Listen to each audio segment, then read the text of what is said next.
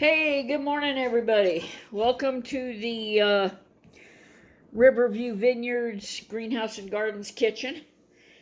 And, this morning I want to talk about fate and destiny. I look around me and I see a lot of young people, and their lives are an absolute train wreck. And they come to me and they say, Lee, everything you touch turns to gold. How do you do it? And I'm like, well, it's dedication, perseverance, pure ass stubbornness, and the will to have an idea and make it happen. And one of the things that I hear time and time again is that everything I touch turns to gold. Well, it takes a lot of work, hell of a lot of work. I'll give you an example right now. I was gifted this huge box of rhubarb, which now I get to cut up and cook and freeze and make into jams and jellies. So that being said, before I knew I was going to, let me back that up. Before I had received these as a gift, actually technically after, I got an order for 2 cases of rhubarb strawberry jam. Well, I didn't have the strawberries. Friend called me up. She said, I work at a grocery store. They've got pallets of strawberries that are going bad. They need them sold. Do you want them? And I said, yeah, sure, no problem, $2 a pound. Yeah, I can do that. I ended up with 80 pounds. Those all had to be cut up. It was dedication and 8 hours of solid cutting. But now the profit's in the bank. The product is here. I can make it. I can sell it. Same thing with the honeyberries. I was wondering how I was going to acquire this crop, as it retails for $9.43 a pound.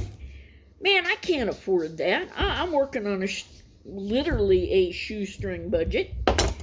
Well, the ability came that I could borrow $300 from my husband. Thank you, Randy.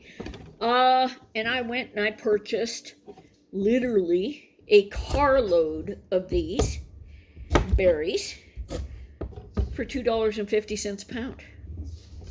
So now I have the product. Now I can sell it. So here again, it's fate and destiny. And I'm going to come right on back to this circle that I was talking about being what you're supposed to be and doing what whoever your creator is, God, Buddha, whatever, doing what you are destined to do. I was a farmer for many years. I grew 52 varieties of produce. I never thought I would be making jams and jellies for a living, but it's working, So, a lot of people are out there and they're like, well, how do you do it? You just do it. You just get off your phone, get an idea of what you want to do, research it, and start out small. Do whatever it is to make it work.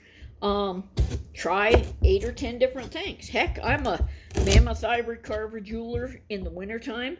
In the summertime, I'm a vineyardist. I make jams and jellies. I sell books internationally. anytime that I see something that I could possibly do to make money so I don't have to work for somebody else and be dependent on that paycheck coming in from somebody else, I do it. Ew, that's gross. But I don't depend on other people for it. So, if you have an idea of something you want to do, you have a dream, just do it. Take one little step at a time. Talking about it ain't going to solve it. Thinking about it, yeah, you can plan. But get off your butt and get to work and do what your destiny says to do. And I guess that's the answer to the question. How do you do it? You just do it. Quit talking about it. Quit dreaming about it. In my farming days, there was a book I read, and I can't think of the author of it right now, but it's called You Can Farm. And it was all about the fact that the cows don't care if the barn is painted red.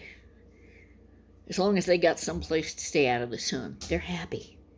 And that's the same thing here, Try a bunch of different things until you find something you can do and something you're happy doing.